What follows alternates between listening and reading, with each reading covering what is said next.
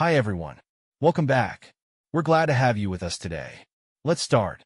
I used to think that Mark and I had the kind of happiness that wasn't flashy or filled with big romantic gestures, but more like a steady, reliable rhythm that grew stronger over time. Rachel and I had been together for 8 years, 5 of those as husband and wife. She was everything to me. The light of my life, a smart, stunning woman who I believed loved me just as fiercely as I loved her. At least that's what I thought. The night when everything unraveled began as ordinary as any other. We were at a party hosted by a mutual friend, Jason, who was celebrating his promotion at some tech firm. The drinks were flowing, laughter echoed around the room, and the upbeat music set the tone for the night. Rachel, ever the social butterfly, was seamlessly mingling with everyone while I hung back, observing quietly with a drink in hand, happy to watch her bask in the limelight. As the evening stretched on, Rachel drank more than I'd ever seen her drink before. I'd watch her get tipsy on occasion, but this was different. Her words started slurring, and the things she said became confusing, if not painfully revealing. At first, it was harmless teasing, thinly veiled in humor. Comments about how predictable I was, my so-called lack of drive, and my tendency to avoid risks.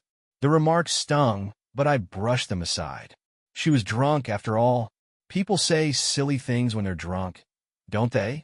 But then, as I was helping her into the car at the end of the night, she muttered something under her breath, her voice tinged with bitterness. "I don't even know why I married you," she said, barely audible. "I'm not attracted to you anymore." Time seemed to freeze. My hand, gripping the car door, trembled slightly. I turned to her, stunned, and asked, "What did you just say?" My voice shook as I spoke. She didn't flinch. "You heard me," she said, her tone sluggish but sharp enough to pierce through me. "You're boring. You don't excite me anymore. God knows I've tried, but it's just not there." The drive home was shrouded in silence, broken only by the low hum of the engine and Rachel's occasional sniffles as the alcohol stirred her emotions. I felt like I was running on autopilot, my knuckles white against the steering wheel. Her words replayed in my mind, over and over, each time slicing deeper into my heart. When we got home, I helped her stumble to bed. She collapsed onto the mattress, mumbling incoherent phrases, and passed out almost immediately. I sat in the dimly lit room for what felt like hours, replaying the events of the night and the sting of her words. I told myself I'd confront her in the morning, that I deserved answers before making any decisions. When the first light of dawn crept into the room, I waited for her to wake. Rachel stirred, groaning softly as the hangover hit her. I sat at the edge of the bed, and when she finally opened her eyes, I asked quietly, "What was all that last night? What did you mean by everything you said?" She went sitting up slowly. "I don't know," she murmured, her voice hoarse. "I was drunk. I didn't mean it." But her expression betrayed her. There was something more, something she wasn't saying. "Drunk words are sober thoughts, Rachel," I said, my voice low but firm. "You didn't just make that up on the spot. What's really going on?" She hesitated, her eyes darting away from mine. Then she whispered, barely audible, "I kissed someone else." I froze, my heart pounding in my chest. My stomach churned as her words sank in. "How long?" I asked, barely able to get the words out. "It was just one time," she said, almost pleading. "It didn't mean anything, I swear." But it didn't matter. Whether it was one time or 100, the trust was gone. I stood up, my hands trembling as I stepped away from the bed. I couldn't look at her. I couldn't even think clearly. That was the moment I knew I couldn't stay. Her betrayal, her contempt, it was too much.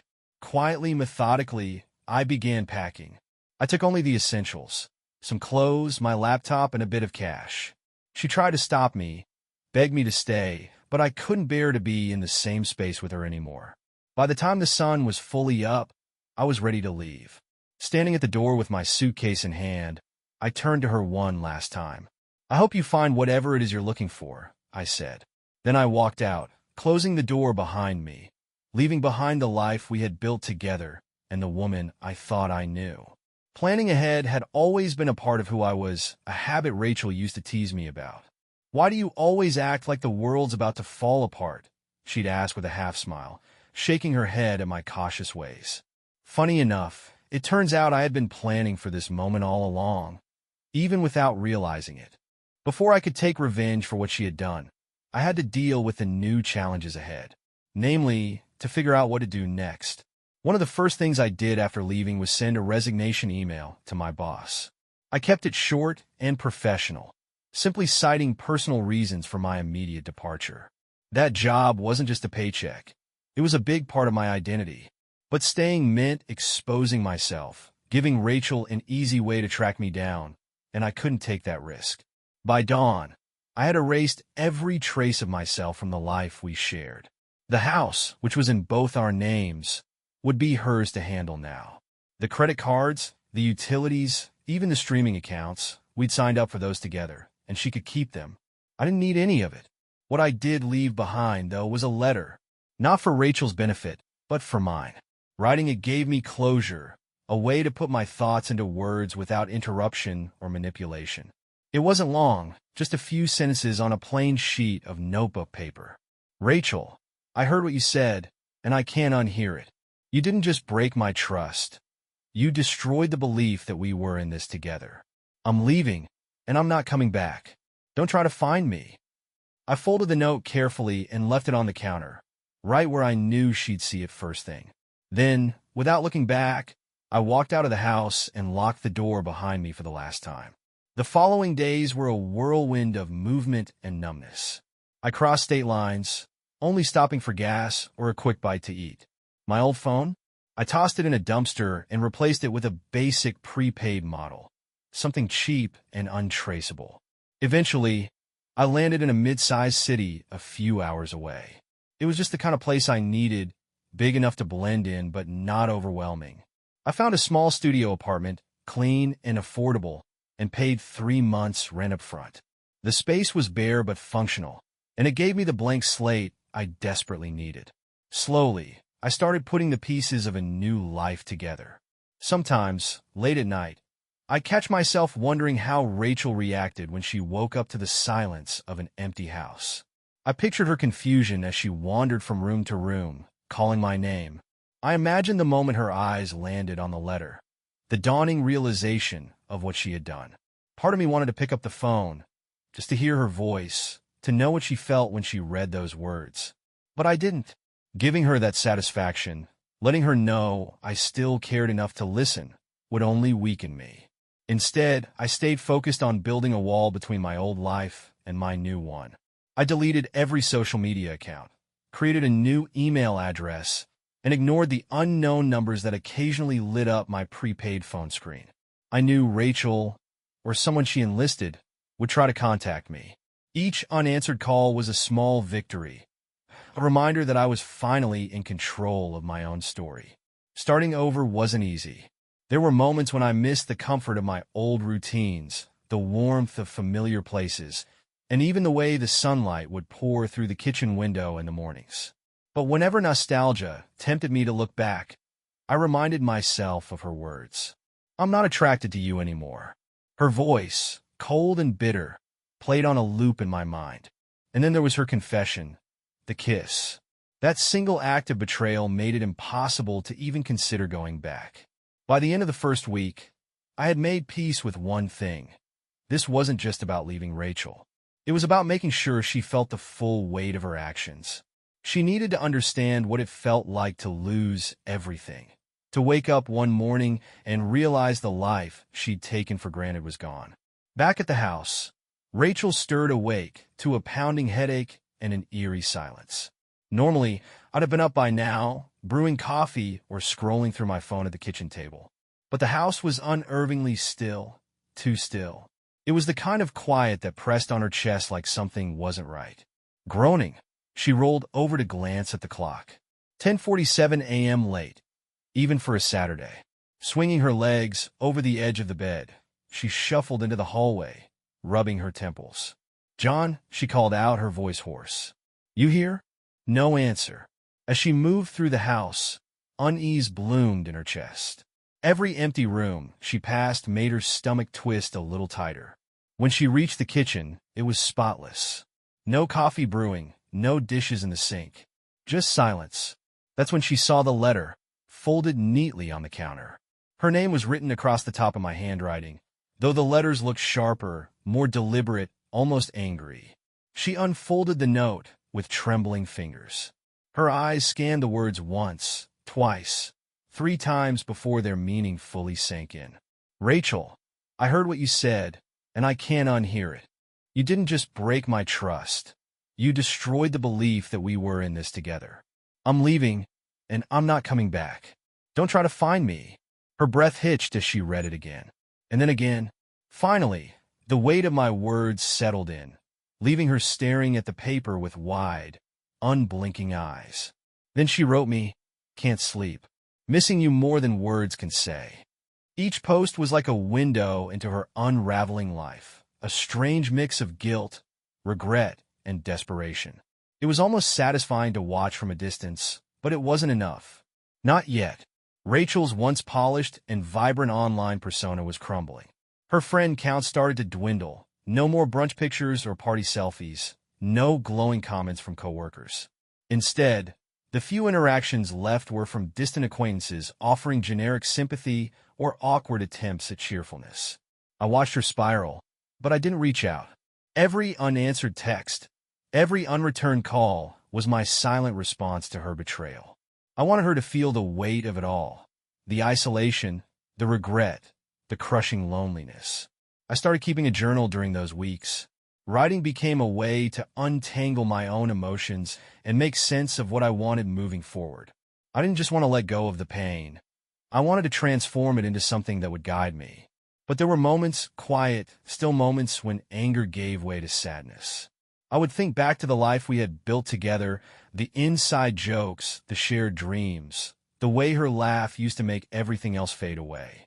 Those memories hit like a punch to the gut, reminding me that once, not so long ago, I would have done anything to protect us. Still, I knew I couldn't let those thoughts pull me back. Rachel's choices had made it clear. The person I loved no longer existed, or maybe she never did. The Rachel I thought I knew wouldn't have betrayed me so callously. Meanwhile, my new life was slowly taking shape. The hardware store gig turned out to be exactly what I needed: steady, straightforward work where no one asked too many questions. The guys there didn't pry into my past. They just cared that I showed up on time and pulled my weight. In the evenings, I explored the city. I found solace in its quiet corners. A small park with a fountain that lit up at night, a hole-in-the-wall diner where the coffee was terrible, but the pie was incredible, and a used bookstore run by an older couple who never failed to greet me with warm smiles. These small discoveries became the building blocks of a new routine, a new identity. But even as I started to rebuild, Rachel was always there, lingering at the edges of my mind. I couldn't help but wonder how far she had fallen, or if she had truly begun to understand the damage she had caused. And so one night I gave into my curiosity. I logged into the fake social media account I had created and scanned through her posts again. The pictures were becoming fewer, the captions more cryptic. One caught my attention: a photo of her hand holding a glass of wine, the reflection of her tear-streaked face visible in the window behind her. The caption read, "Some mistakes can't be undone." For the first time, I felt a twinge of something other than anger. Pity? Maybe. But also satisfaction.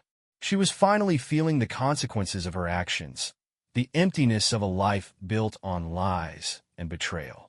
As the weeks turned into months, I began to realize something important. Rachel's downfall wasn't my responsibility. I had walked away to protect myself, not to destroy her. Watching her unravel might have brought some fleeting sense of justice, but it didn't heal the wound she had left behind. And so, I made the decision to let go for real this time. I deleted the fake account and stopped checking her posts. I didn't need to see her pain to validate my own. My focus shifted fully to the future. I started taking classes at a local community center, woodworking of all things. I'd always liked working with my hands, and there was something therapeutic about shaping raw materials into something beautiful. Little by little, I started to feel whole again. The anger and sadness that had consumed me began to fade, replaced by a quiet resolve to keep moving forward. Rachel might have been a chapter in my life, but she wasn't the whole story. One morning, As I sat on the stoop outside my apartment with a cup of coffee in hand, I realized I hadn't thought about Rachel in days. The memory of her betrayal no longer stung like it used to. Instead, it felt like a scar, a reminder of a wound that had healed. For the first time in a long time, I felt free. Don't owe you anything anymore. I moved on, and I'm watching. I know how badly you want to call me to try to fix this, but it's too late. The damage is done. And every tear you've shed is just a small fraction of what you deserve. I didn't need to say more. The words felt like a final exhalation, a long-buried breath I hadn't known I was holding in. The email sat in my inbox for a while, just waiting for me to hit send. But even as I typed the words, I could feel the weight of them, the enormity of what I was doing. I had crossed the line, no doubt. But hadn't she already crossed the line first? How could I ever go back? I stared at the cursor, hovering above the send button, as my thoughts swirled. There was a sense of finality in the decision, an irreversible act that made my heart thump painfully in my chest. The last thing I ever wanted to do was put myself in the position of needing to hear her apologize, needing to feel the satisfaction of her regret. But now it was different. I no longer sought any form of reconciliation. I didn't want to fix anything.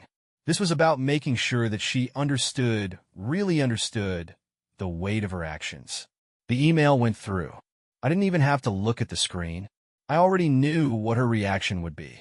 The cracks in her perfect, curated life would start to grow wider. She would read it, and she would feel it. The next few days were strangely quiet. I didn't check her posts immediately. I didn't need to, but I couldn't resist the pull. I logged into my fake account and found that her online presence had already begun to wither. Her last few posts had been fragmented, each one more desperate than the last. It was as if she was reaching out for something to hold on to, some lifeline that could bring her back from the edge. But there was nothing, no one, and I knew it was all my doing. I didn't feel satisfaction this time. The vengeance that had fueled me for so long was starting to feel hollow. It was as if the more I watched her suffer, the emptier I became. The anger, the bitterness, the hatred, none of it could fill the void. None of it could bring me the peace I had hoped for. Instead, I only saw how deeply I had been affected by this entire ordeal. Watching her spiral, watching her unravel, was only a reminder of my own devastation, the ways in which I had been shattered by her betrayal. I still didn't regret leaving, though. I couldn't. I had to protect myself. But a part of me wondered if this endless cycle of retribution was really the answer.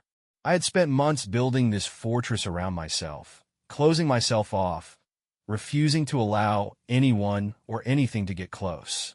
But the truth was, I was still deeply scarred by what had happened. And as I thought about it, I realized I didn't want to become this version of myself, this man consumed by vengeance and resentment. I didn't want my life to be defined by the hatred I had for her, no matter how justified that anger might have felt at the time.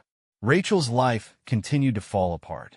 Her friends, those who had once supported her with smiles and praise, began to distance themselves. I watched it happen, knowing full well I had played a part in it. The whispers, the quiet judgment. She was being slowly ostracized, and there was no one left to reach out to her.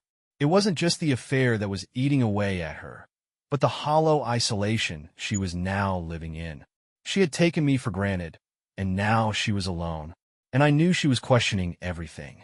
Was I still out there? Was I watching? Did I know what she had done? Was I going to expose her completely? I was ready to leave all of that behind, to let go of the need to exact more pain. But the truth was, I hadn't yet done what I really set out to do. Let her see me, really see me, for the first time since everything fell apart.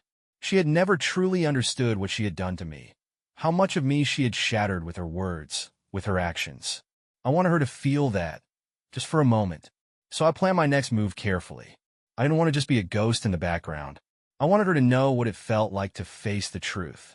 It wasn't enough to hide in the shadows anymore. It was time for a confrontation, even if it wasn't going to bring any peace. I decided to return, not to stay, but to show her what she had done, to look her in the eye and make her understand the scope of her betrayal. It was time for closure, on my terms. The only way to finally end this chapter was to be present in it one last time. to close the door on this part of my life with the finality it deserved. I made my way back to the place where it had all started.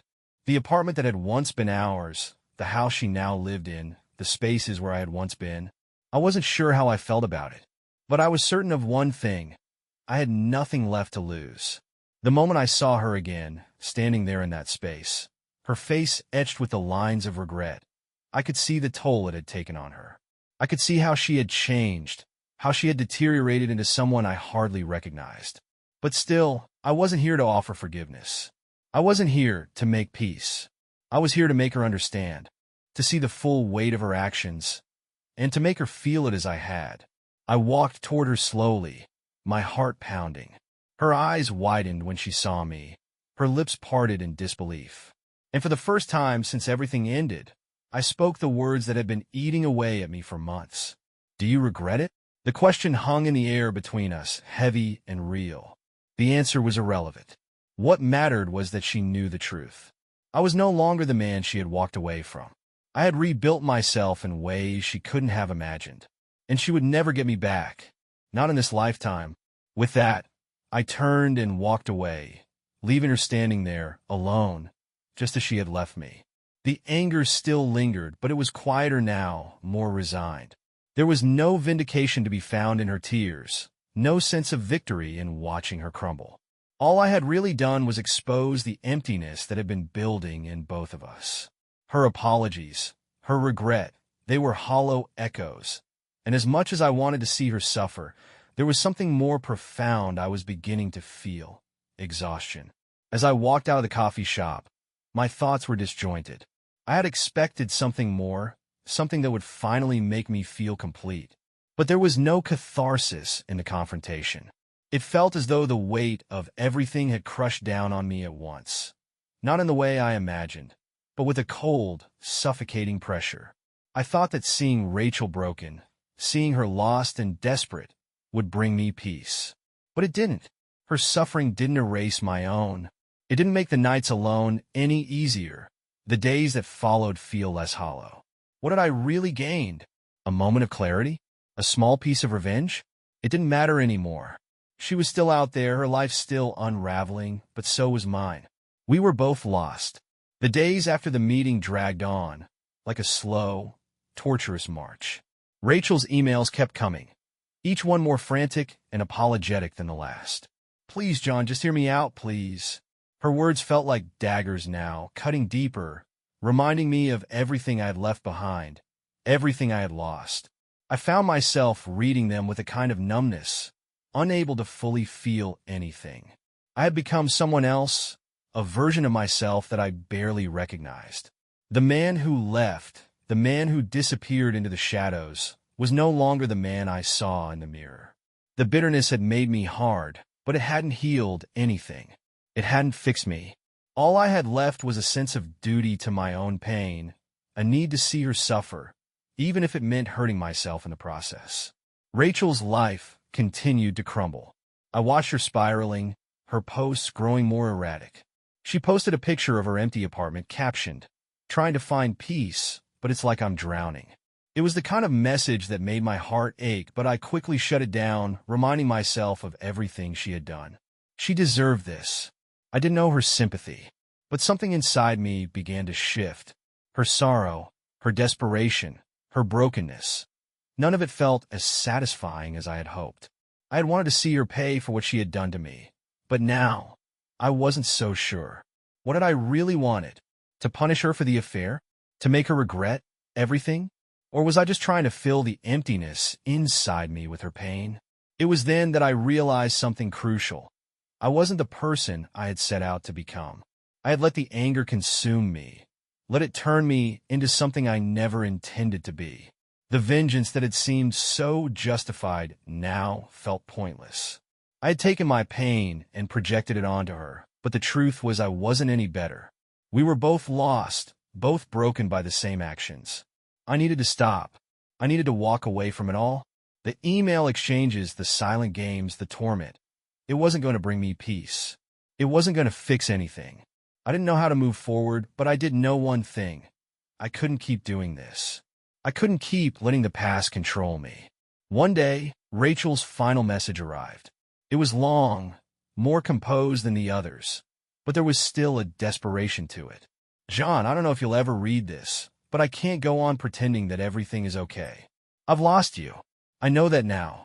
I know I can't undo what I did, but I need you to know that I'm sorry. For everything. So sorry. I stared at the words for a long time, letting them sink in. There was no excuse for what she had done, but in that moment, I felt something I hadn't felt in a long time. Sorrow.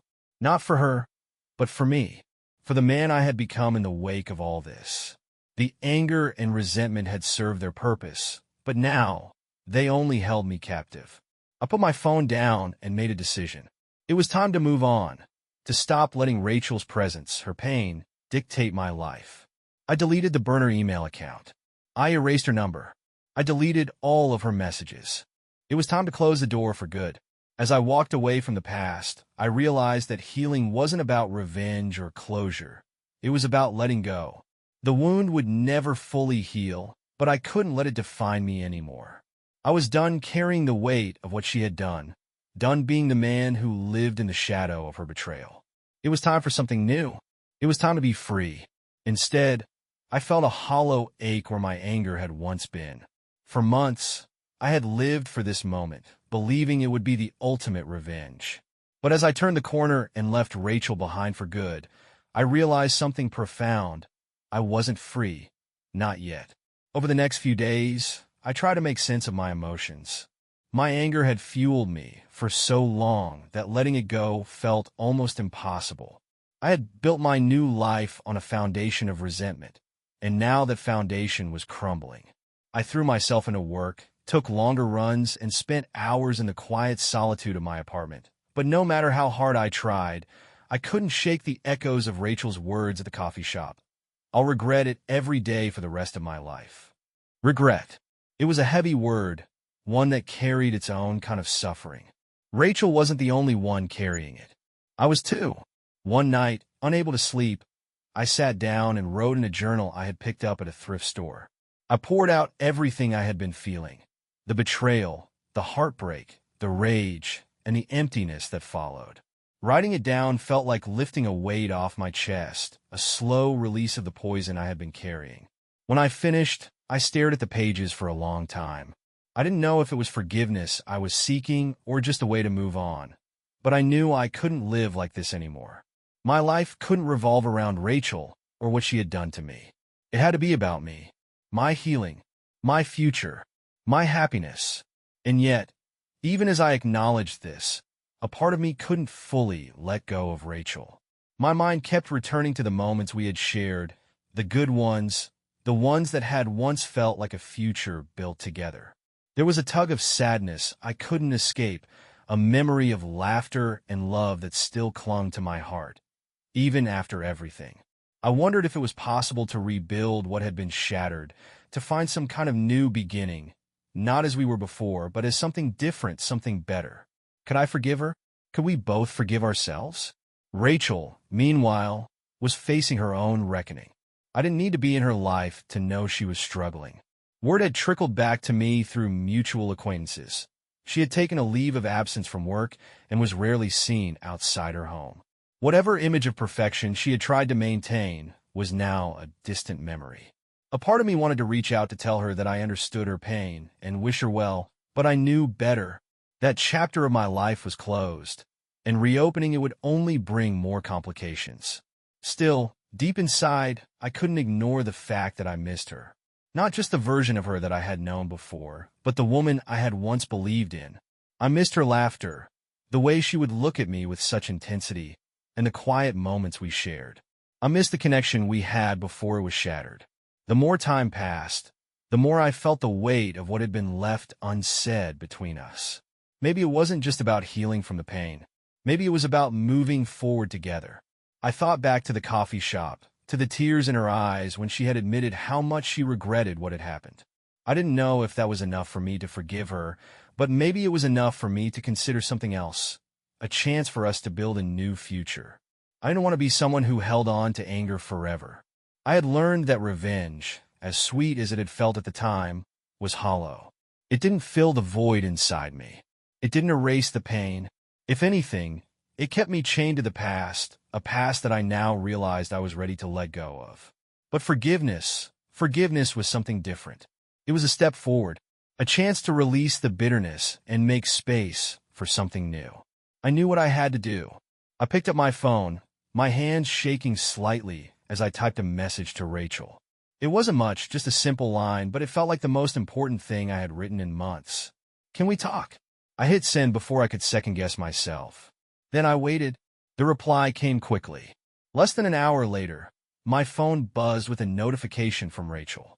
My heart skipped a beat. I've been waiting for you to reach out. Please just tell me when and where. I'll be there. The words sent a rush of emotion through me. I hadn't expected her to respond so eagerly, so vulnerably. She was still the woman I had loved. There was no question about that. But what had changed, what I was hoping would change, was us. Was the possibility of healing together. Could we still salvage something from the ruins? Or would it be too much to bear? I sent her a message back. Tomorrow, 3 p.m., same coffee shop. I wasn't sure what I would say when I saw her again, but I knew one thing.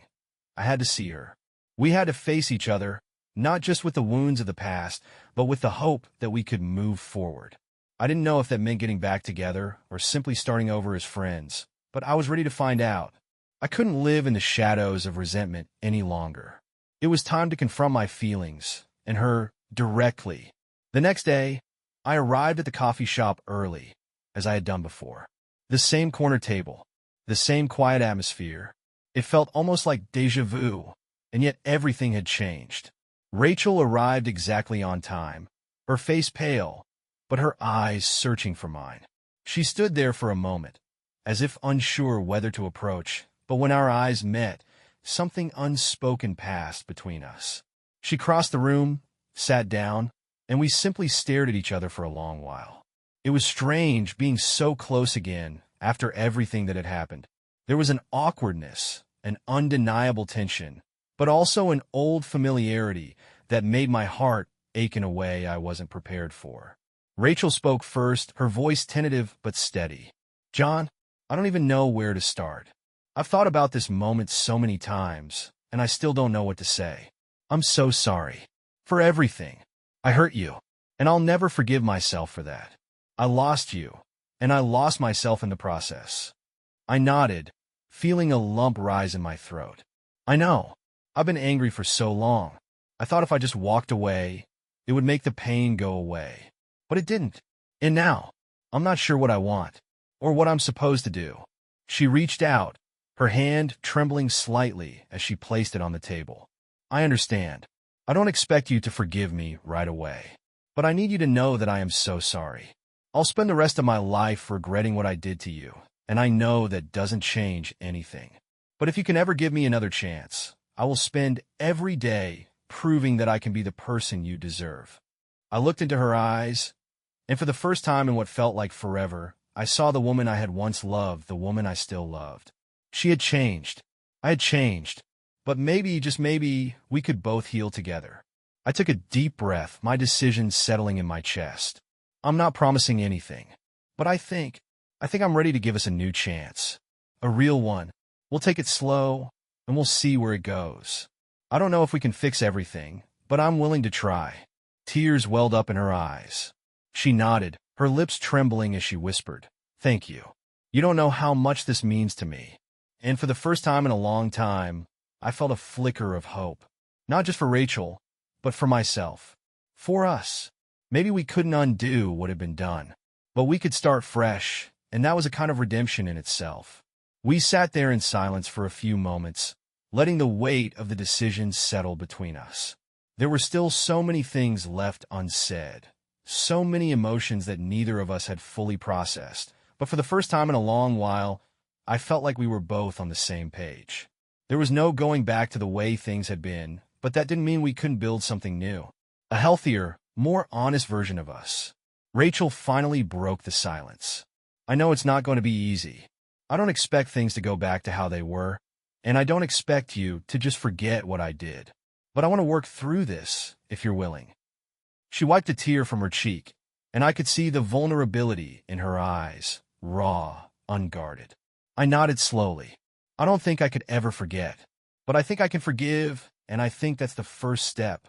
The words surprised me as they left my mouth. I had been so determined to hold on to my anger, convinced that it was the only thing that kept me strong. But now it felt like forgiveness was the key to unlocking something better, not just for Rachel, but for me as well. Rachel's face softened, and a small, hopeful smile tugged at the corner of her lips. I don't deserve it, but I'm grateful. I'll do whatever it takes to show you that I've changed. I reached across the table, placing my hand over hers. It was tentative at first, as though we were both still testing the waters, but as I felt the warmth of her skin beneath mine, something inside me shifted. We'll take it one day at a time, I said quietly. There's no rush. We just need to rebuild, and that's going to take time. But we'll take that journey together, if that's what we both want. Her hand squeezed mine, and I could see a sense of relief wash over her. It was as if she had been carrying a heavy weight for so long and finally found a way to set it down. For the first time, I could see the possibility of a future where we weren't defined by our past mistakes, but instead by our willingness to grow and learn from them. Over the next few weeks, we took small steps toward rebuilding what had been broken. It wasn't easy. There were moments of doubt, and sometimes the scars from the past would resurface, making us both question whether we were doing the right thing.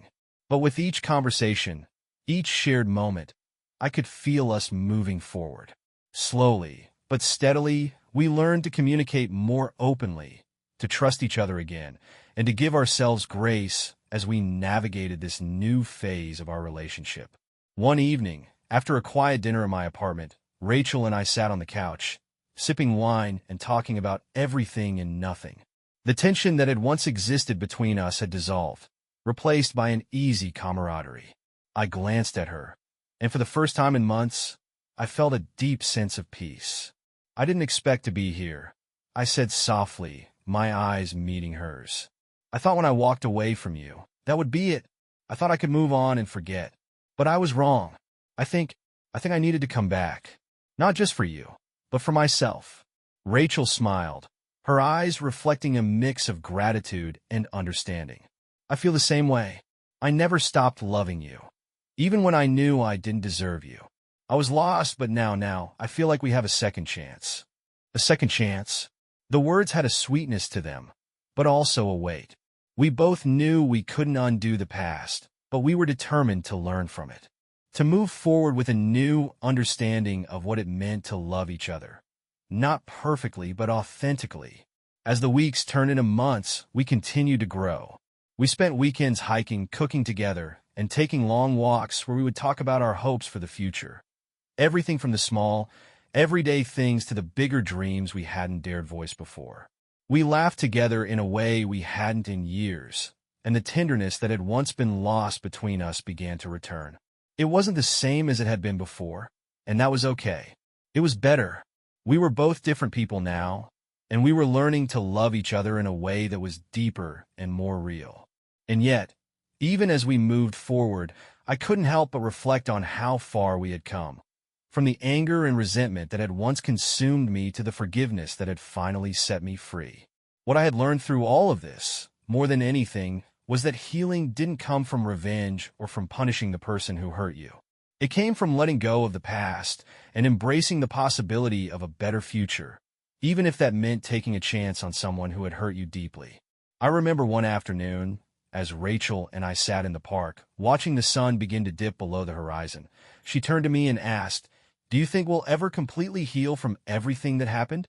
I thought for a moment before answering. I don't know, but I think we're on the right path. And that was enough, because in that moment, I realized that the journey wasn't about erasing the past or pretending like it never happened. It was about moving forward with intention and understanding, about giving each other the grace to be imperfect and learning to love despite it all. With Rachel by my side, I was learning to let go of the pain, to release the anger, and to finally heal. And in the process, I was finding peace, not just with her, but with myself. It wasn't a perfect ending, and maybe it wasn't the ending I had imagined, but it was the one I needed. And for the first time in a long time, I felt like I had found my way back to the person I wanted to be. With Rachel, With the chance to start anew, I was no longer defined by what had happened. I was defined by what I was willing to make of the future, and that was something worth fighting for. Dear listeners, please share your thoughts in the comments. And don't forget to subscribe to our channel. See you soon.